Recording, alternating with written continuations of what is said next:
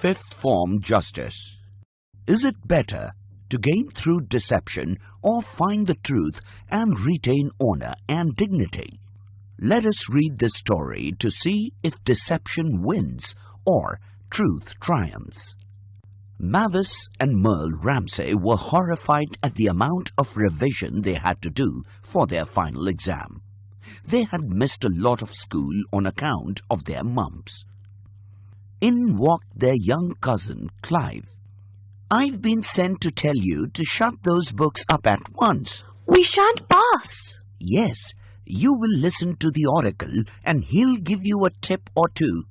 A little bird told him you should look up Celtic words in the English language, the life and works of William Cowper, and the products of Java and Borneo. Though the girls were not entirely convinced, just for luck, they looked up the products of Java and Borneo, William Cowper, and Celtic words.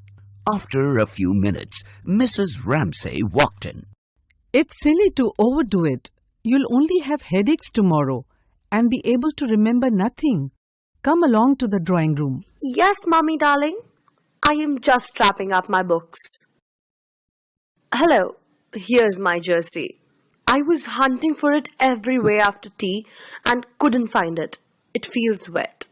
How funny. Has anybody been out in it?" Give it to Alice and ask her to put it by the kitchen fire to dry.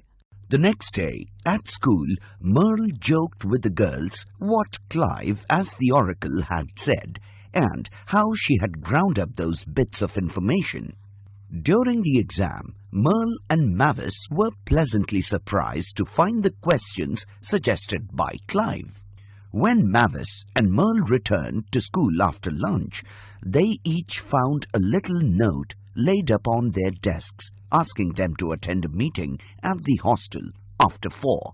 At the hostel, the girls insinuated that it seemed queer that the twins knew of the questions beforehand. "You are seen by witness entering the study, where, no doubt, the exam papers were spread out on the table, and then you come to school primed with the questions.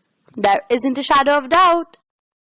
Your precious fortune has got us into a great deal of trouble. How did you manage to guess those questions? They were actually in our papers." "I've been looking for this everywhere." "Clive, did you wear Merle's jersey yesterday? I remember she found it wet. I verily believe you dressed up in her clothes and went to school." "Oh, it was topping. I stuck on her skirt and jersey and tam o' shanter and took in everybody.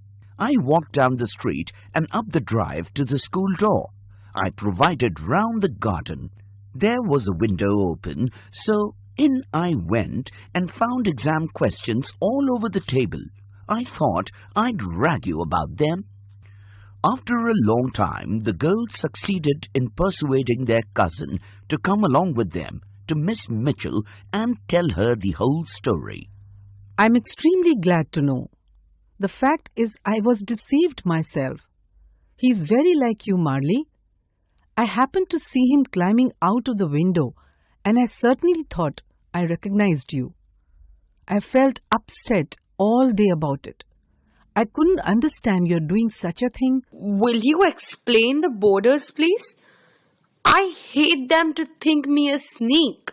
"I'll make that all right." "And about those exam questions, wouldn't it be fairer just to cross them off in our papers and not count them? We had much rather you did."